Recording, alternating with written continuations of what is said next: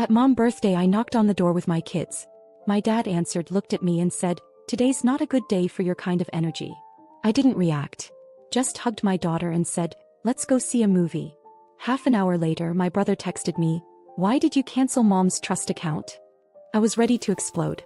But I stood on that porch, my daughter's hand in mine, my son standing just behind me, and I waited for someone to act like family. When the door opened, my dad stood there like I'd shown up uninvited to a private party. His eyes didn't land on the gift bag or the kids, just on me. And what he said felt like someone dropping a match into gasoline. "Today's not a good day for your kind of energy." No context. No greeting. Just that. And then from inside the house her voice floated out, clear as day. "Don't let them in. I don't want a scene today." Not even trying to whisper. I'd heard her say that same line once before, when I brought my daughter to Thanksgiving 3 years ago, just a week after my divorce. She said she didn't want any tension at the table. Back then I made excuses for her. Said she was overwhelmed. Told myself people say careless things when they're stressed. But this time I felt something break in me. Not loud. Not messy. Just final. In that gift bag was a luxury gift certificate to the store she goes to every weekend like clockwork. It was thousands of dollars. I'd saved for months. I wanted her to feel appreciated. Wanted the kids to feel included. I had even called ahead to ask if anyone else would be there, just to avoid any drama. I could have said 1,000 things. I had them all on the tip of my tongue. But I looked at my daughter and said, "Let's go see a movie." And we left. I didn't look back. I didn't slam the gate. I just buckled my kids into the car and drove off. About 30 minutes into the previews my phone buzzed. I knew it was coming. My brother. All caps. "Why did you cancel Mom's trust account?" I didn't reply. Because I hadn't just canceled it in a fit of rage. I'd closed it calmly before I even knocked on that door. That account was mine. Created after my mom's health scare. Funded entirely by me. I never told them that. I let them believe it was a family account, that it was just there, like everything else they assume shows up for free. But I was the one who opened it. I was the one who paid into it. I was the one who remembered her prescriptions, scheduled her rides, stocked her fridge when she was recovering, and my brother was too busy flying out for his 5th vacation of the year. And I was the one they didn't want on her birthday. So no, I didn't yell. I didn't demand answers. I just quietly cut the cord. They were about to find out what life looks like without my kind of energy. And I hadn't even started yet. The next morning my phone looked like a war zone. 13 missed calls, 9 texts and 2 voicemails. All of them had the same frantic energy, as if the world had suddenly shifted and no one could quite figure out how. Not a single one of them asked if we were okay. My brother's messages were all over the place. At first it was confusion. Then it turned aggressive.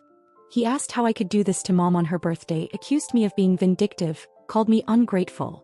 As if the woman who told my father not to let me in like I was a problem at her door was somehow a victim in all this. I listened to one of his voicemails. His voice was sharp, fake calm in the beginning, but it cracked halfway through. "You can't just shut down something Mom depends on. That's not yours to touch. You've gone too far, Grace. You've really crossed a line." I didn't respond. What they never understood is that I was always the one keeping the wheels turning in the background. I never asked them for anything. I just handled things. Quietly. Efficiently. For years I told myself that if I didn't ask for credit, maybe I'd finally get some respect. But that was the joke. They don't give you respect for being dependable. They give you silence. Distance. And then they blame you when you finally walk away. The trust account was in my name. Every dollar had come from me. I'd created it after Mom's health scare because no one else stepped up. I made sure she could get what she needed without asking. My brother didn't even know the login details. He thought the money just appeared like it was conjured up from some mysterious family inheritance. There was no inheritance. There was just me.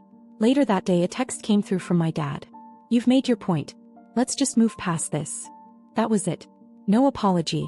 No acknowledgement of what he said on the porch. No recognition of what he didn't do, like standing up for his daughter and his grandkids while his wife made sure we weren't allowed inside. I didn't reply. I was still holding the gift bag. My daughter had left it in the hallway after the movie and I hadn't touched it. I sat down and opened it just to see. The card she made had sparkles glued to every corner. She'd written "Happy Birthday Grandma" in pink crayon, and drawn the 3 of us as stick figures holding balloons. I stared at that drawing for a long time. And I felt it again, not the anger, not even the sadness. Just clarity. My family had made it clear that we were optional. Disposable even. Well, now the feeling was mutual. That evening, my son asked if we were going to Grandma's house the next day to drop off the present. He still didn't know what had happened. I told him no gently. I said we might do something different instead. He shrugged. Hey, can we still make cookies next weekend? I told him yes. And I meant it. They may have shut us out, but I wasn't going to let them leave a mark on my kids. They would know what it feels like to be wanted, to be heard, to be safe. What my parents and brother didn't realize was that this was just the beginning. The trust account was the first quiet message. The second would be even more personal. I was done letting them coast on the benefits of my silence. Now they were going to learn what it really meant to lose me. By the end of the week, it became obvious they still didn't believe I was serious. My brother sent a text asking me to talk this out like adults. He wanted to meet for coffee, just the two of us. I didn't answer. He followed up with a guilt trip, telling me Mom had been crying for 2 days, saying she didn't understand why I was punishing her for something she didn't even say. But she did say it. And she said it loud enough for me to hear through a closed door. She knew exactly what she was doing. I hadn't told them I heard her. I never brought it up. I didn't see the point. If they wanted to pretend I was the one who caused all this, they were welcome to their version. I just wasn't going to play along. They kept reaching out, not because they missed me but because they were starting to feel the pressure. The trust account had been just one piece. I also handled a lot of Mom's paperwork. Insurance documents. Medication reminders. I was the one who set up all her appointments through a clinic portal they couldn't even log into. My mom had relied on me for years, quietly behind the scenes, and now those systems were starting to crack without me. Then came the call from the pharmacy. The automated one. Her refill was delayed because she hadn't confirmed it. Normally, I would have taken care of that 2 days before it even ran out. I didn't pick up. Later, I found out she had to pay out of pocket for one of her meds because the insurance approval hadn't gone through. That used to be my job too, so I kept quiet. I wasn't being cruel. I just stopped being their unpaid safety net. Then something unexpected happened. My aunt called me, my mom's sister. We don't talk much. She said she heard about the drama from my dad and wanted to know what really happened. I told her the truth. I didn't exaggerate or vent. I just told her what was said at the door.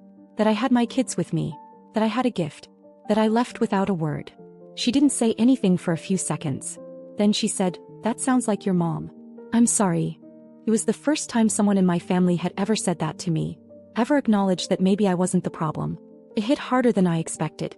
Over the next week, the silence shifted. At first, it had been theirs. Now it was mine. And they didn't know what to do with it. They were used to me being the one to reach out. The one to patch things up. The one to move on. But I was done being the one who kept the bridge from collapsing. I hadn't burned it. I just stopped holding it up. And they were starting to feel the drop. It didn't take long for things to start falling apart. 2 weeks after I walked away, my brother's business took a hit. Something with a failed client contract, legal fees, and a bunch of mismanaged funds.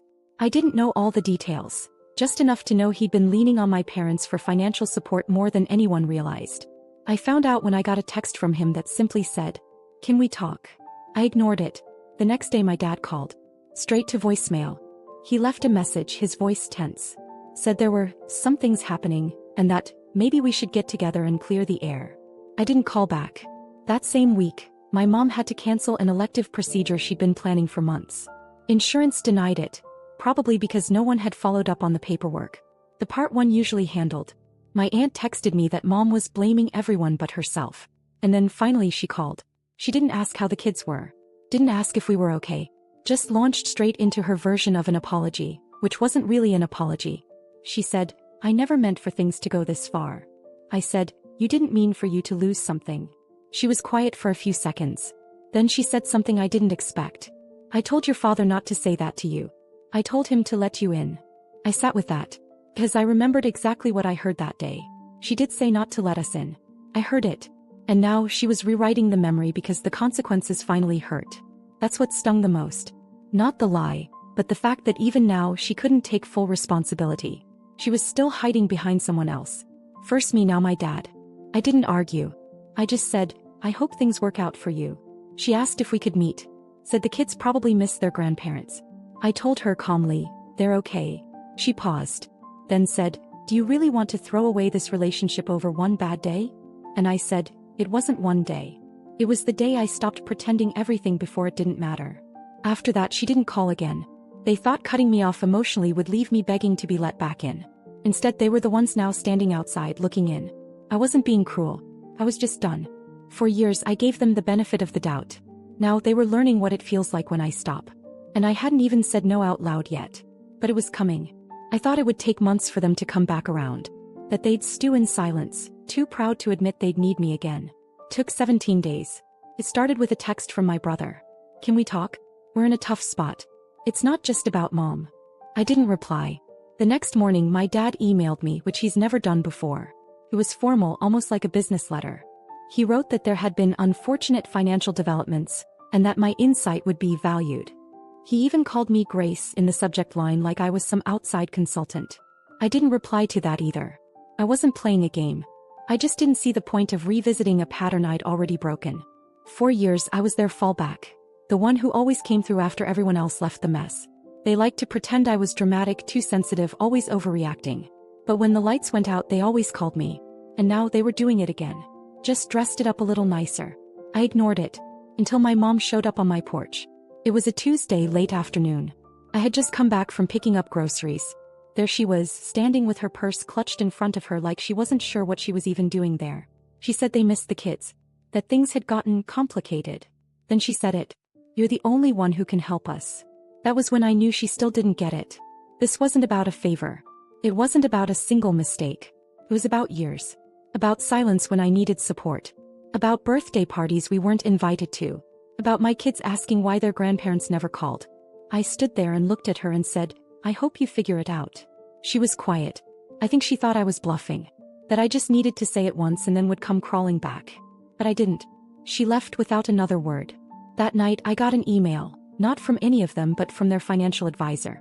A routine tax audit had been triggered by the trust account closure.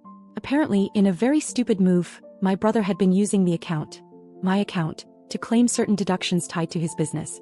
I don't know how or why he thought that wouldn't catch up to him, but the moment I shut it down it unraveled the whole setup.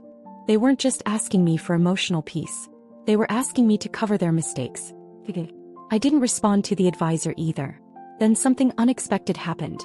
My daughter asked me if she could give the gift card we never delivered to her teacher for the end of the school year. I asked her why and she said, "Because I want to give it to someone who's actually nice." Stopped me cold. She didn't even say it with malice. Just pure logic, the kind only kids seem to have. That night I gave her the card and told her to write a new note. I always thought the hardest part would be saying no to my family. But it wasn't. The hardest part was realizing I should have said it years ago. It's been 4 months now. No more surprise visits. No more texts pretending nothing happened. The calls stopped a few weeks after my mom left my porch. Even my brother went quiet after their accountant confirmed what I already knew. That the audit mess they were drowning in had started the moment I pulled my name off that account. They'd stopped needing me. Or more accurately, they'd stopped thinking I'd still show up when they did. What they didn't know, and probably never will, is that I kept a backup of everything. Every transaction. Every signed document.